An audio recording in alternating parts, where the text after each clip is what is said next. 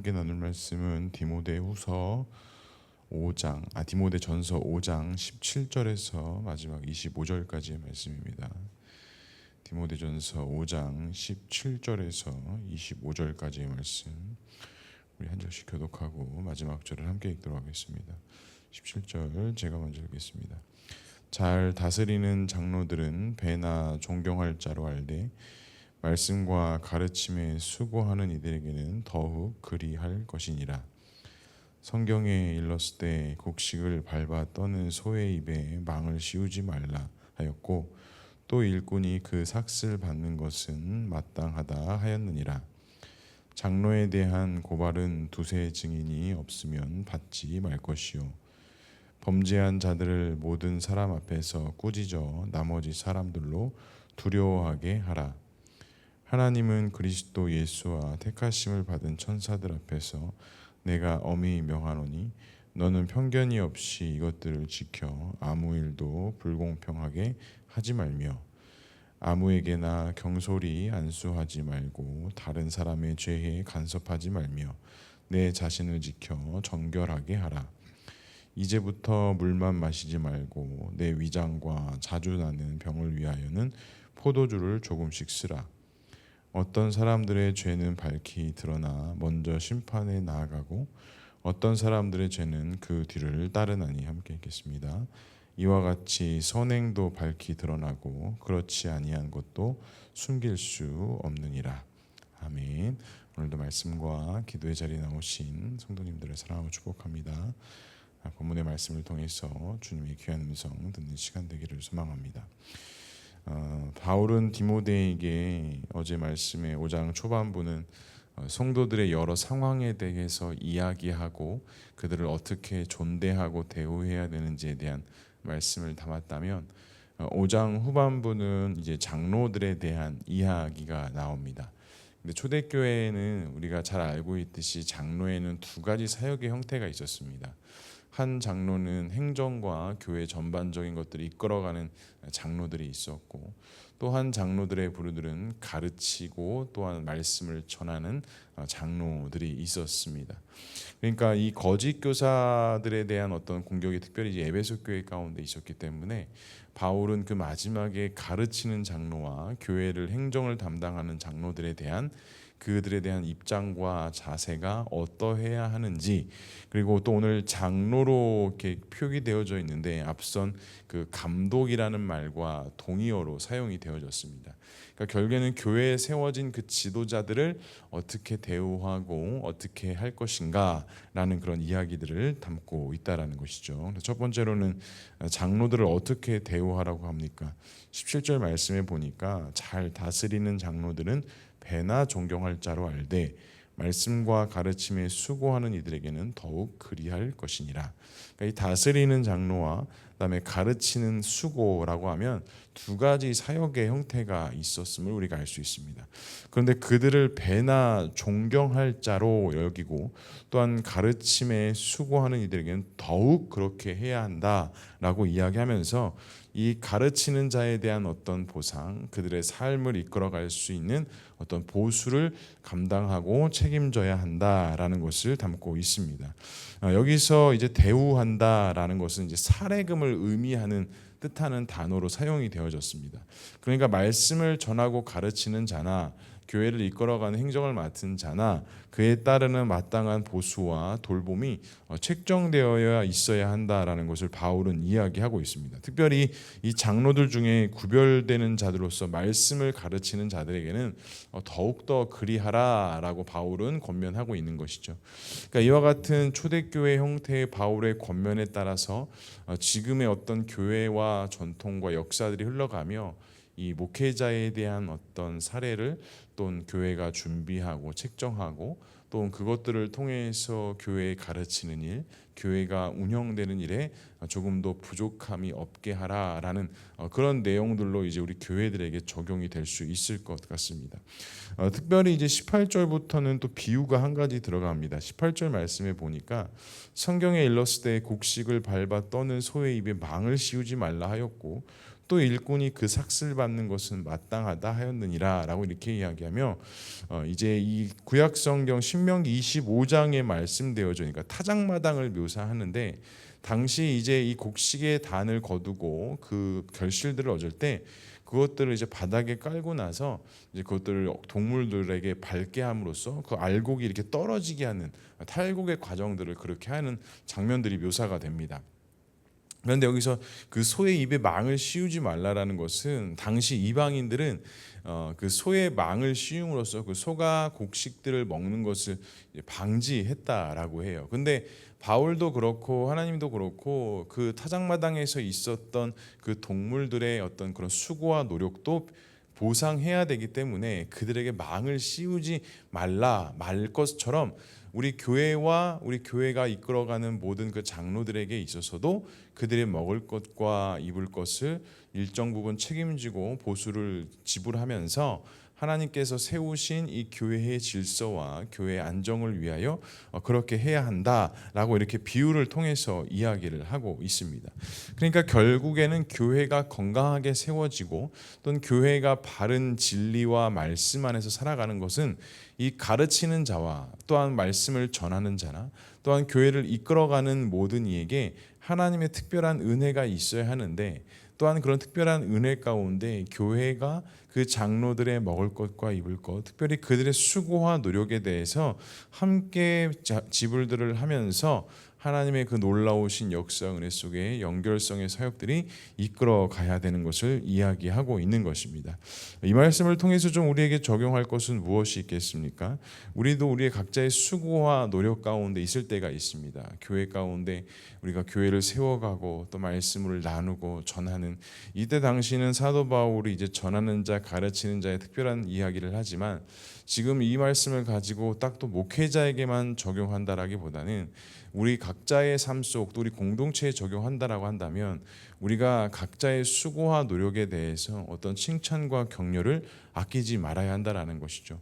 그것을 당연한 것, 그냥 어쩔 수 없는 것으로 생각하는 것이 아니라 우리 각자의 성도가 어떠한 사역들을 담당하고 그것들을 이행했을 때 우리 역시도 그것에 대해서 함께 격려하고 때로는 어떠한 것이 필요한다라고 할지라면 그 수고와 봉사에 대해서 적절한 보상과 격려, 그들을 축복하고 위로하는 그러한 마음들, 생각들을 우리가 품어야 한다라는 것입니다.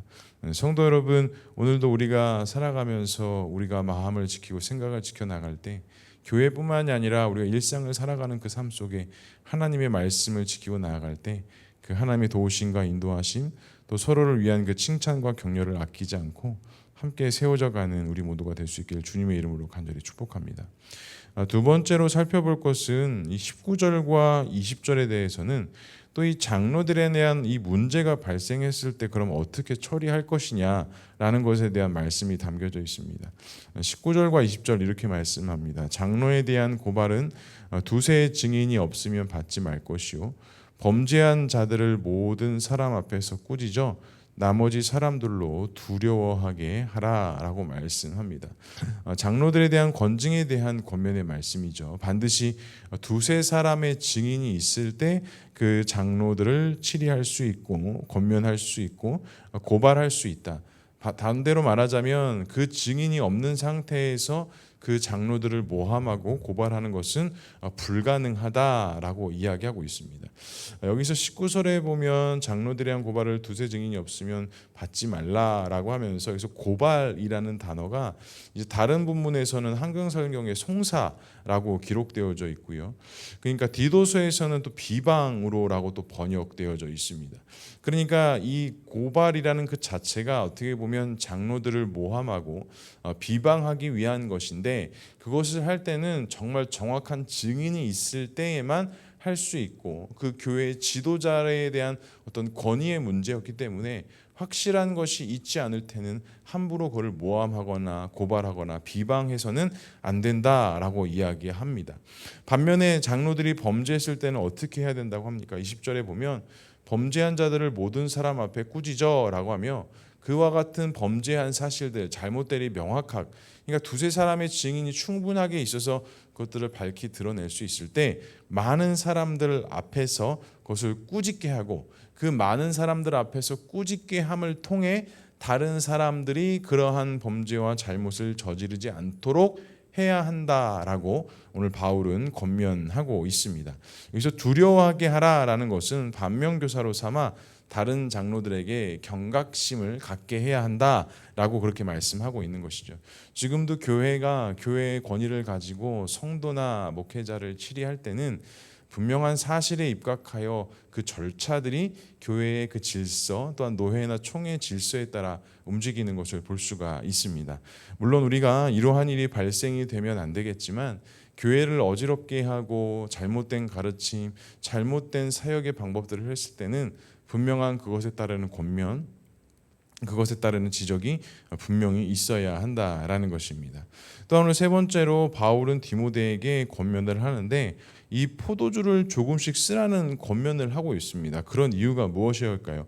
23절에 이렇게 말씀합니다. 이제부터 물만 마시지 말고 내 위장과 자주 나은 병을 위하여 포도주를 조금씩 쓰라라고 이야기합니다. 바울이 앞선 22절에는 아무에게나 경솔히 안수하지 말고 내 자신을 정결하게 하라라고 이야기했는데 바로 이어서 23절에는 포도주를 조금씩 써도 된다라고 이렇게 이야기하며 약간 모순되는 것 같은 이야기를 비춰지고 있습니다. 근데 여기서 디모데에게 물만 마시지 말고 포도주를 조금 쓰라라는 이 뜻을 보면 우리가 생각해 볼 수 있는 것이 두 가지가 있습니다. 첫 번째는 이 디모데가 건강 쪽에서 어떤 문제가 있었다라는 것을 우리가 알 수 있죠. 말씀해 보니까 너의 뭐라고 말씀하죠? 내 위장과 자주 낫는 병을 위하여 포도주를 조금씩 쓰라라고 합니다. 그러니까 당시 고대 시대 때는 이 포도주가 의약품으로 쓰여졌다라기도 합니다. 어떤 위장병에 의해서 소화계통에 의해서 이 포도주가 효과가 있었기 때문에 포도주를 약으로도 썼다라고 하는 것이죠. 그래서 오늘 바울은 이 디모데에게 너의 어떤 그런 위장과 자주 발생되는 그 병을 위해서 포도주를 쓰는데 조금씩 써라. 그러니까 이 물만 마심으로 인해서 너의 어떤 정결함이나 그것도 술 취하지 말라라는 어떤 그런 범위 내에서 그것들을 지켜나갈 것이 아니라 너의 건강을 위해서는 그 포도주를 조금씩 써도 된다. 그렇게 해도 된다라는 그런 권면이 담고 있습니다. 두 번째는 당시 물을 마시기는 쉽지 않았다라는 것입니다. 저는 유럽을 가지 못했지만 유럽은 제가 듣기로는 물값이 되게 비싸다라고 들었고요.